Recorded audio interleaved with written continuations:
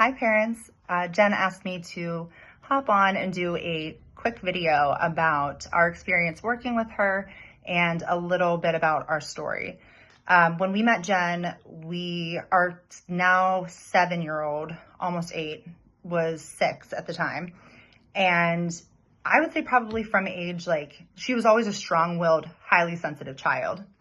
So was I. I'm a highly sensitive person. My husband is not. So he's like banging his head against the wall. Like, what is happening? Why are there so many emotions in this house? So I knew that about her, but she always felt pretty confident.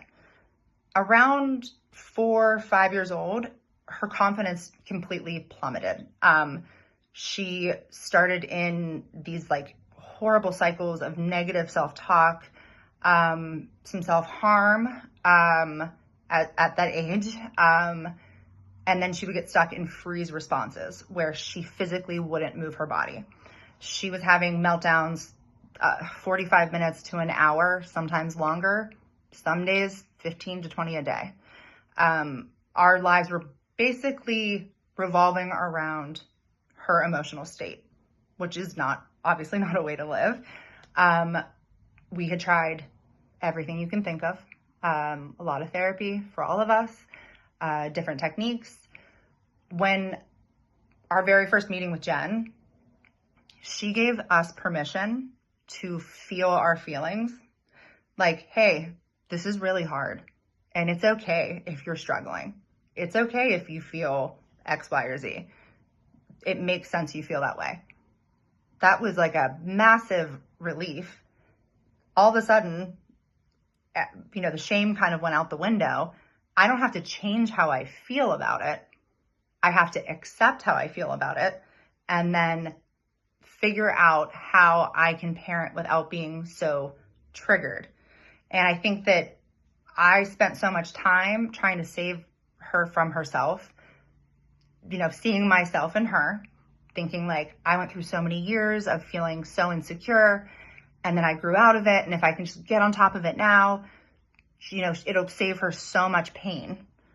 When really, all I needed when I was her age, and all she has needed, is the space to feel her feelings, to be told that I love her.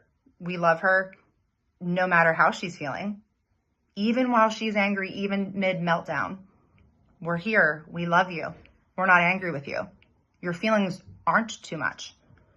It's just giving her that space, taking away that shame. What if I cry? What if I'm the only one who cries? What if I don't get on the bus? Then you don't. Which in the beginning, I was like, we started to see these changes.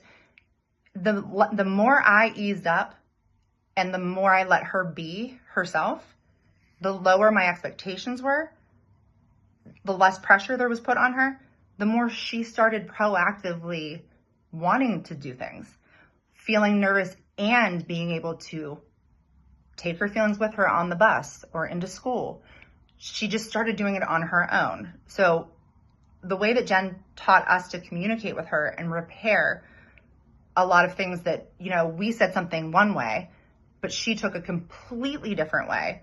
Once we did that, plus some other techniques where we're able to, speak to the back of her mind and speak to her core belief system that she's loved for exactly who she is.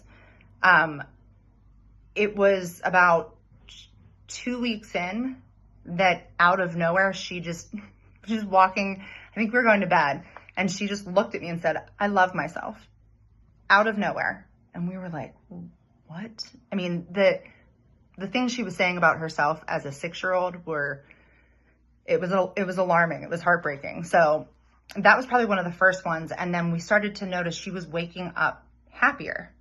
She was just more pleasant, she was getting along with her brother. She was having a meltdown, but then she was able to pause and ask for what she needed. So she felt like, I need a hug or I need something to eat. She knew something was kind of off. And same with us. Before, we were in such a cycle of, I don't know how to get out of this. I don't know how to make this stop. And change isn't linear, right? So obviously she's still going to have big feelings and we're going to go through things and, we're going to she's going to go from kindergarten to first grade, and that's going to be a transition. It's all of these things. But now with all the tools that we've learned with Jen, they aren't things to even memorize. It made so much sense, and we use them so often, and we use them with each other, that it's just become our new language in our house, and our expectations are completely different now. When she's in a rough patch, or I'm in a rough patch, or any of us, it's not that panic of, I need to make this stop. Something's wrong, this has to stop. It's, something's going on. Let's try to figure out if this is, maybe she needs a break. Maybe I need a break. Whatever it is. Taking that pressure off of needing to be okay all the time actually makes us feel okay way more often.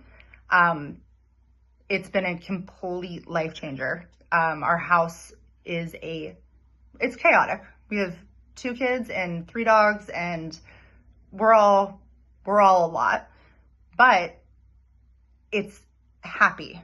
It's just, we all feel content daily, which is not something that we were feeling for years up until working with Jen. Jen just really, really understands, and she has such great continued support, and she is just really good at pinpointing things that when we're in it, we can't see, but from the outside, she can kind of look in and think, say like, oh, well, maybe if you try saying you'll go in when you're ready, versus me saying, you can do this, you can do this, you can go in, just go in, you're going to feel better. As soon as I switched that little bit of language, my daughter started going into class without any prompt at all. I said I was going to do a 5-minute video, and now it's 7. So I'm going to wrap it up. But I honestly could not recommend Jen's program more. I'm probably annoying everyone around me in my life because I talk about it a lot. But I think that I've been where you are, and I know how it feels to feel hopeless, desperate, like things will never get better. But I'm telling you that like it will get better, and this does work. And it's not something like that you have to memorize and be perfect at. That's the most beautiful part of it all, that all of this will help you to accept yourself and accept your children. So, 10 stars, 10s across the board for Jen. So, all right, I hope that helped.